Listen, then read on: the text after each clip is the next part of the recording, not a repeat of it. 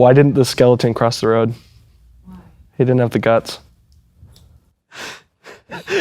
My dad told me that one.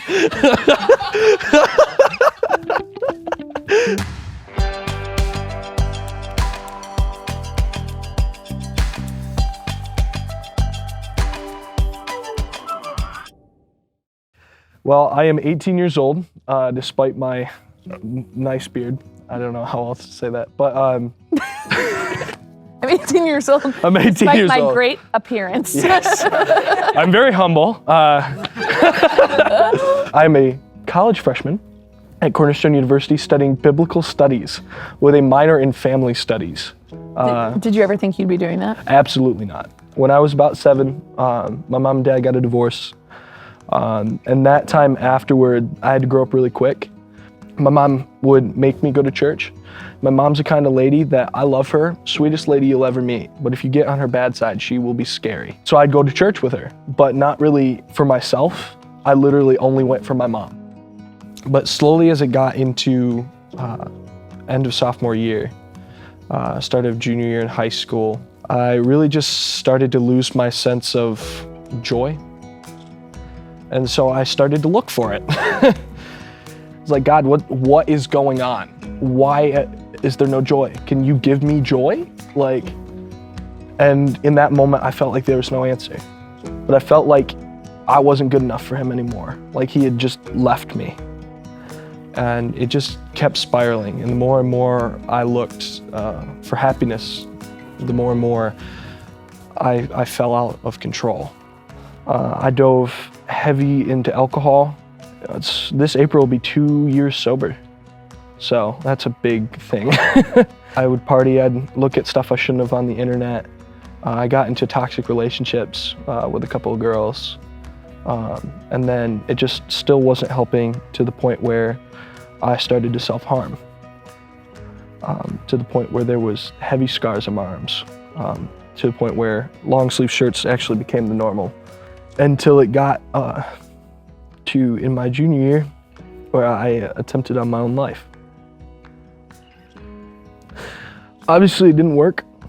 I mean, I'm here. I'm sorry. The next day, one of my good friends who I confided in went to the school counselor on my behalf and told him what was going on. And they took me to a mental hospital to get screened. It was there they diagnosed me with anxiety and depression. They found that I don't make serotonin, which is a chemical in my brain. They started me on medicine, which I still am taking. And I started to get better mentally, but still there was just this anger at God. I was like, wait, if God doesn't make mistakes, why would he make my brain without serotonin? It didn't make sense to me. I got so angry that I completely just got up and left the church. I said, I'm done. Till it got to that summer, and my mom told me I needed to go to CIY Move. And I said, absolutely not. And she said, absolutely you are. And the first evening session, they're all singing, and I'm just sitting there with a scowl on my face. I was like, why would I worship a God that did this to me? I was really angry, not just at God, but at my mom, at my youth pastor, at my pastor. I was like, why am I being forced to go to this? And we go throughout the week and I start singing a little bit more and I'm opening back up to stuff. And it gets to the second to last night. This little thing where we had these paper bracelets and we put them around our wrists and our neighbor broke them. And they're like, in the name of Christ Jesus, I break your chains. And they did that and I sat there and I went, oh, that's cute. But my chains are way more than just paper. And I kid you not, it was the scariest moment of my life.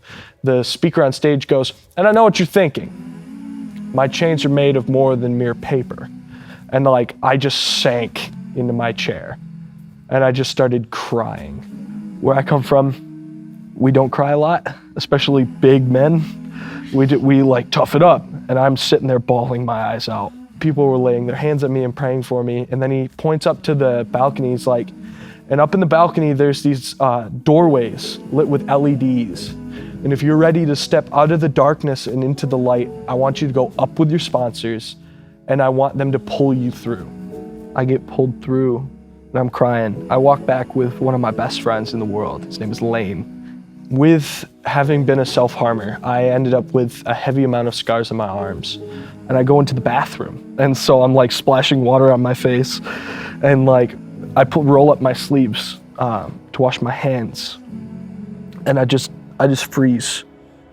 And still to this day, I remember this moment where there was no scars on my arms. It's still weird for me to think about because I had just showed one of my sponsors them before that session, and he still tells me today how I let him feel my arms and there were bumps, and then now there's nothing. And so I immediately run out to tell Lane, and I'm like, they're gone. And he's like, what, did you lose your car keys or something? And I'm like, no, and I roll up my sleeves, and he starts to cry. It blew my whole perception, almost of reality, of what was possible out of the water. In that moment, I truly fell back in love with God. The next night, I was actually reading through the Bible, which I hadn't done in forever. And I opened up to Isaiah 61, which is, the Spirit of the Lord is upon me to go and bind up the brokenhearted. And that's like my life verse, I live for that. And I was like, what does this mean? What are you trying to say? I was so confused. And we get to the last session. The speaker on stage is like, if you feel like you're called to go into ministry, I want you to stand up. I shot up like a rocket, and I was standing up and I was like, wait, how'd I get here? And now I am, like I said, I'm at Cornerstone. I am studying with both biblical studies and family studies to hopefully be a full-time senior pastor. God doesn't give you pain just because he hates you and that he's unfair and unjust, that there's an end reason to it. Realizing that the pain you're going through now, it really hurts, but in the end, he's gonna use that to help so many people. If you or somebody else you know is struggling with mental health and is having thoughts of self-harm or suicide, it doesn't matter what you think they'll say, you go and you tell somebody. Find somebody who you know has the power to help.